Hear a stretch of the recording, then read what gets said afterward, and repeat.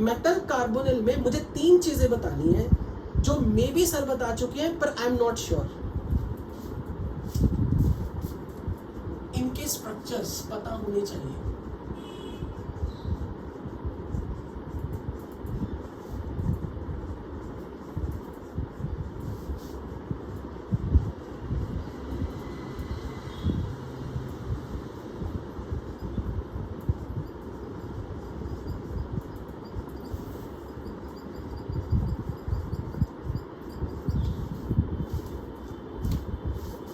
Tetracarbonyl nickel is tetrahedral in geometry.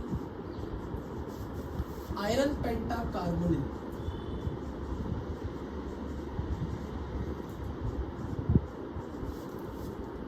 Hexacarbonyl chromium. Octahedral. Fe2CO9 has bridging ligands.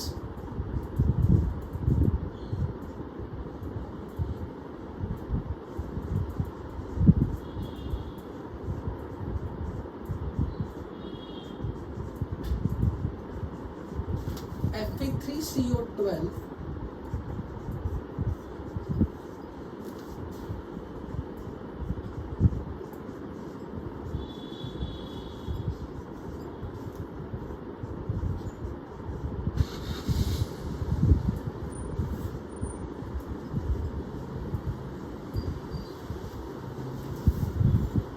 octacarbonyl dicobalt.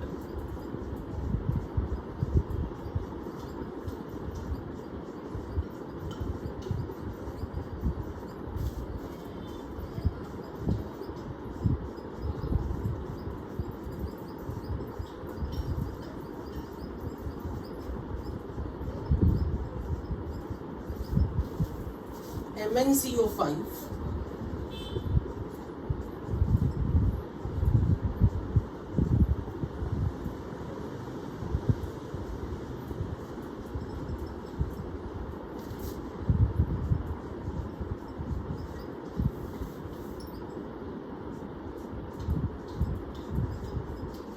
I hope आपने ये सारे structures किए हैं।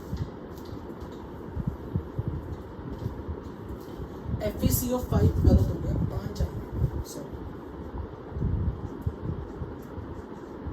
ये मैंने जस्ट एक रिपीटेड वे में बताया, बाय चांस कोई स्ट्रक्चर नहीं किया था। FeCO5 can have 2 possible arrangement.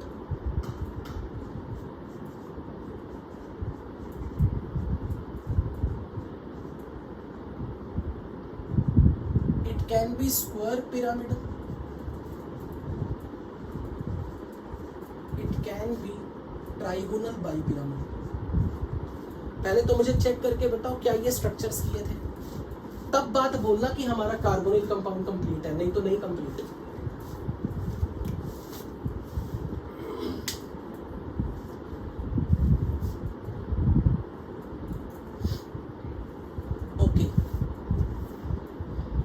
पहले मुझे ये चीज बताओ, इसमें NiCO4 का स्ट्रक्चर क्लियर है ना? NiCO4 में किसी को डाउट?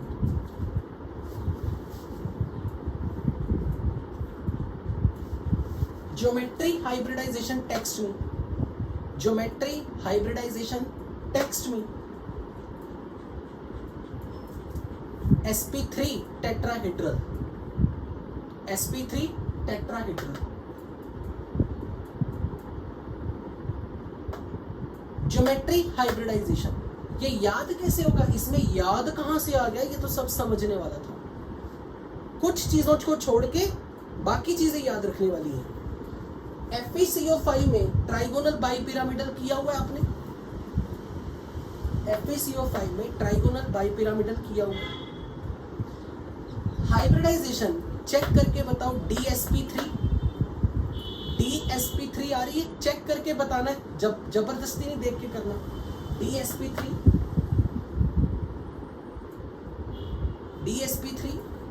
sp3d नहीं होगा, इनर ऑर्बिटल कॉम्प्लेक्स है।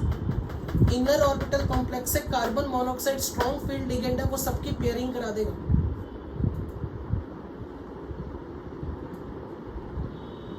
ओके अब एक चीज यहां पर ये बताओ, आयरन के राउंड 5 लिगेंड में 2 तरीके से अरेंज कर सकता हूं, 2 तरीके से, स्क्वायर बाइपिरामिडल या ट्राइगोनल बाइपिरामिडल में। अगर मैं क्वेश्चन में आपसे ऐसे पूछ लूं कि इन दोनों में से डाइपोल मोमेंट नॉन जीरो किसका होगा, मैग्नेटिक मोमेंट की बात नहीं हो रही, डाइपोल मोमेंट की बात हो रही है, केमिकल बॉन्डिंग डाइपोल मोमेंट, दोनों में से किसकी जीरो नहीं होगी, तो ये पता होना चाहिए, ये आपको पता होना चाहिए कि FeCO5 के 2 आइसोमर्स पॉसिबल है। Number of possible isomers are 2। इसकी डाइपोल मोमेंट नॉन जीरो, इसकी dipole moment zero, and it is more stable, it is more stable.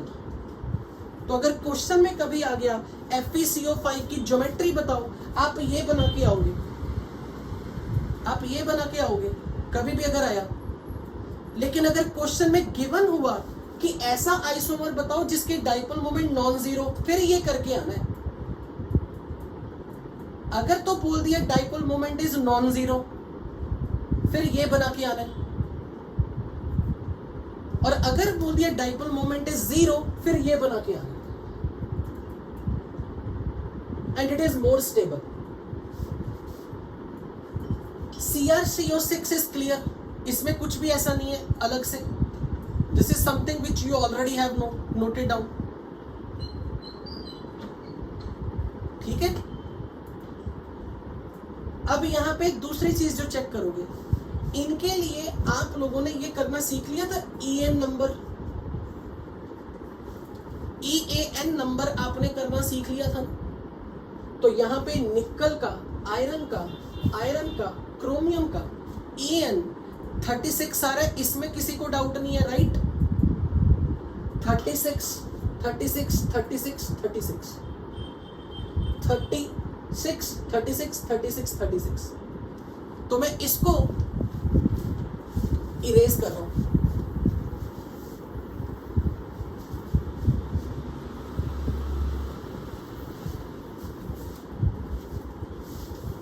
Okay, now check, अगर मैं MnCO5 की बात करूं, MnCO5 में इसका EN निकालो, EN, what is EN of MnCO5? 35। तो मैं ये स्टेटमेंट बोल रहा हूं, ट्रू फॉल्स बतानी है। MnCO5 is good oxidising agent, true और false? MnCO5 is a good oxidizing agent. True. Because it will like to gain electron. It will like to gain electron to form this molecule.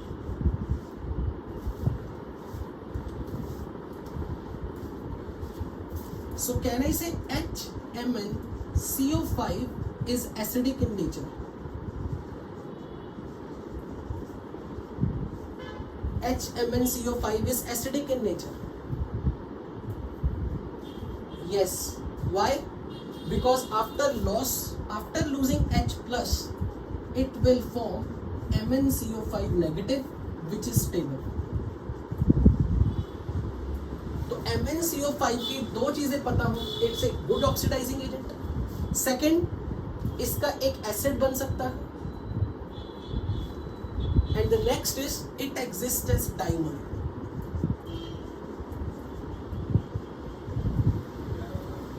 क्योंकि 35 electron है, इसके पास एक unpaired electron होगा। अगर एक unpaired electron है तो manganese will share 1 unpaired electron with another manganese, और इसके अराउंड 5 कार्बन मोनोऑक्साइड लिगेंड।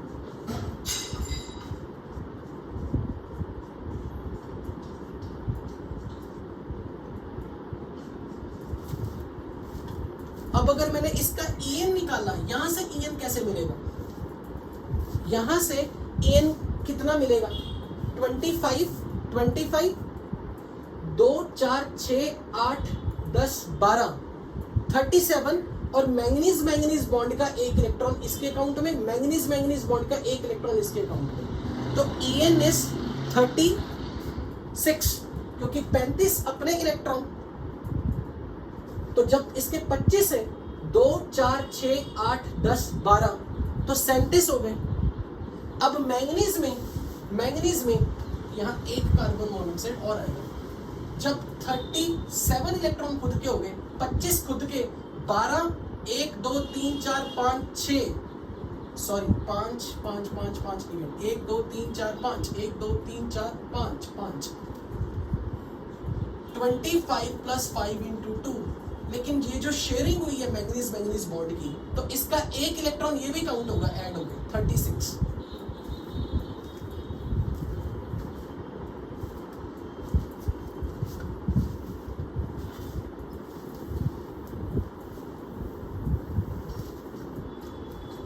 अब एक बार कोबाल्ट वाले पे आ जाओ, CO2 COCO4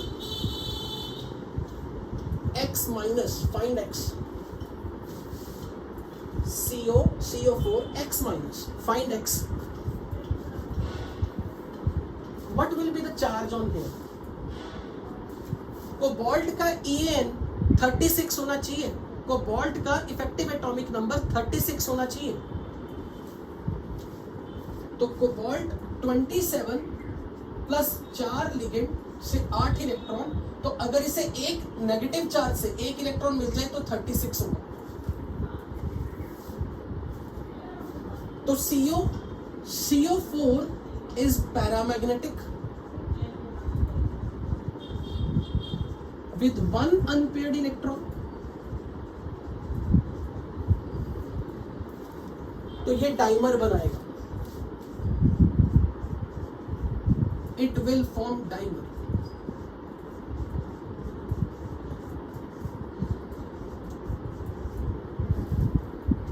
ताकि मेटल बॉन्ड का एक इलेक्ट्रॉन कोबाल्ट के अकाउंट में मिल जाए, तो दो इलेक्ट्रॉन हर लिगेंड से आ रहे हैं, एक electron from this metal.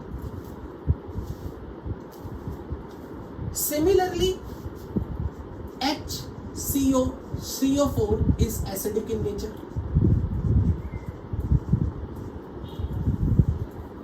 Because after losing H plus बनने वाला anion stabilized है because of EN.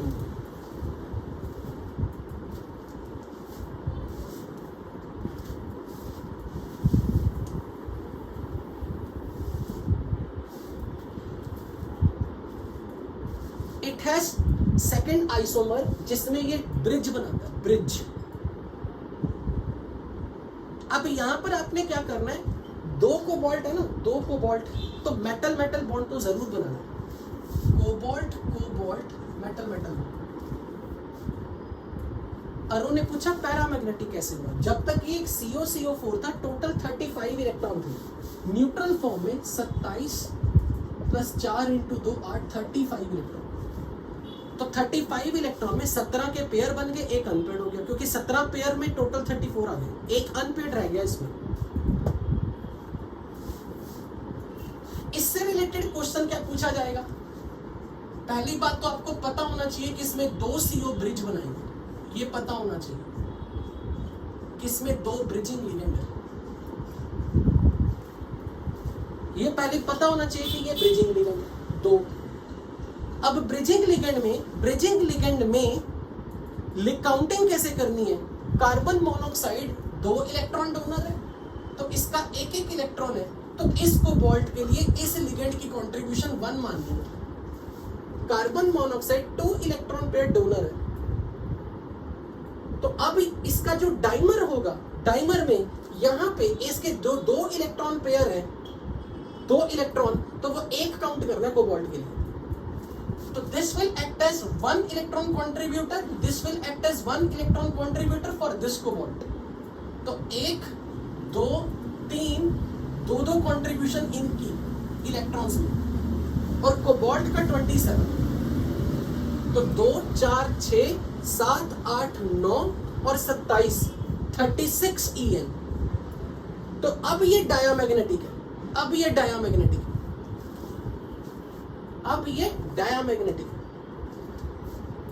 तो आपको पता होना चाहिए कि कोबाल्ट का जो डाइमर है उसके दो पॉसिबल आइसोमर्स हैं, उसमें दो ब्रिजिंग लिगेंड है, एक मेटल मेटल बॉन्ड है।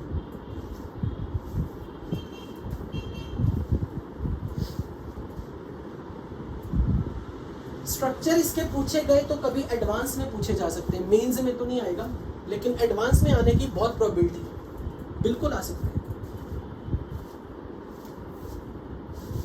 अप टू हियर किसी ने कुछ पूछना है? Before I give the last call, किसी ने अभी तक किसमें कुछ पूछना हो तो हैंड रेज करो।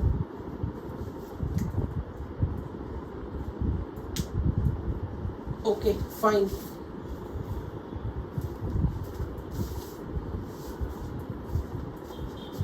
अगर कभी बाई चांस कोई पूछ ले कि इन दोनों में से कौन से ज्यादा स्टेबल है, दोनों इक्वली स्टेबल है। यहां पर दोनों अरेंजमेंट्स आर इक्वली स्टेबल क्योंकि EN नंबर 36 है।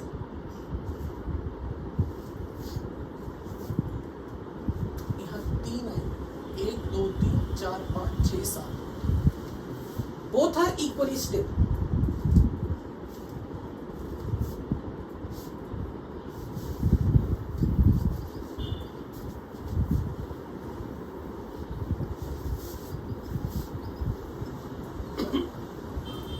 अब लास्ट के दो इंपॉर्टेंट स्ट्रक्चर,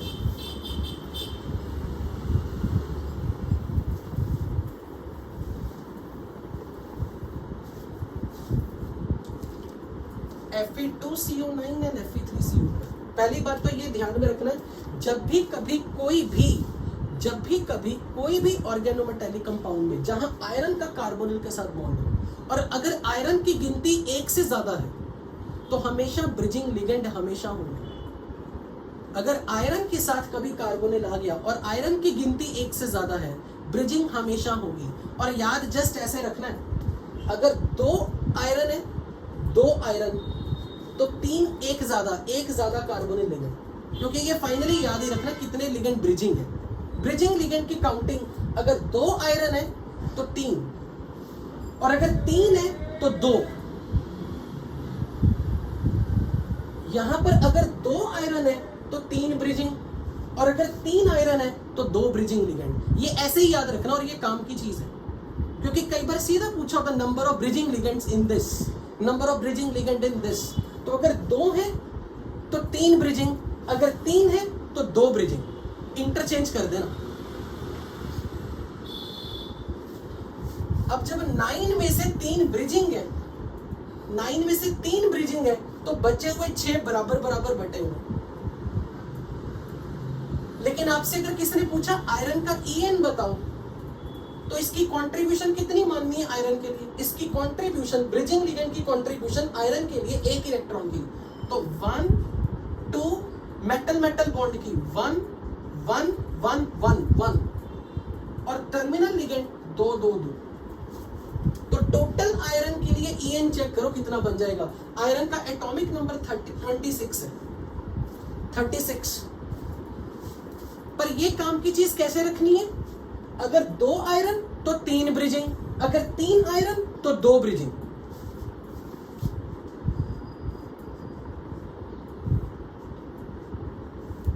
तो यहां मैं 2 ब्रिजिंग लिगेंड रख रहा हूं। तो बचे हुए लिगेंड्स कितने हो गए अपने पास? 12 में से 2 ब्रिजिंग 10, 10 को इक्वली स्प्लिट कर दो, 3 3 6 4।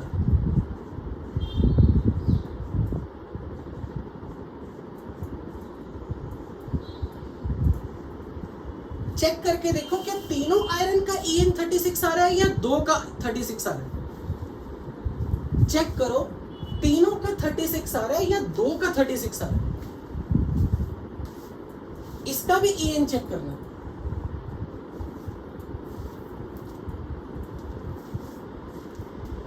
तीनों का 36 आ रहा होगा, तीनों का। इसके लिए 26 2 4 6 7 8 9 10 36। इसके लिए 26 1 2 2 2 2, तो 2 4 6 8 10, 2 4 6 8 9, 10 और 26, तो तीनों का 36। ब्रिजिंग कितने बनाने हैं? अगर 3 आयरन तो 2 ब्रिजिंग करनी है,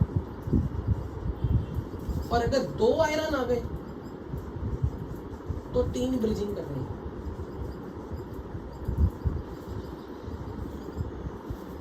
ब्रिजिंग कब करना है? जब आयरन की संख्या 1 से ज्यादा हो। आयरन की संख्या 1 से ज्यादा हो। एक लास्ट क्वेश्चन,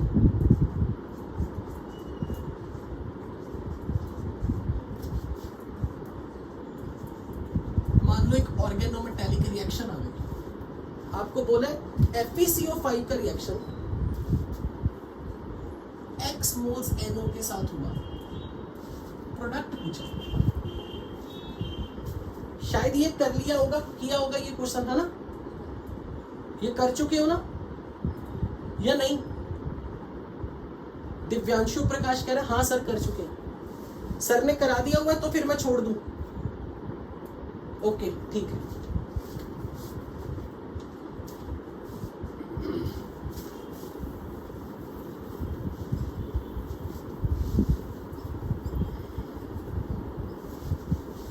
तो ऑर्गेनोमेटेरिक ऑलमोस्ट सर ने सारी कराई दी हुई थी, कुछ नया नहीं था।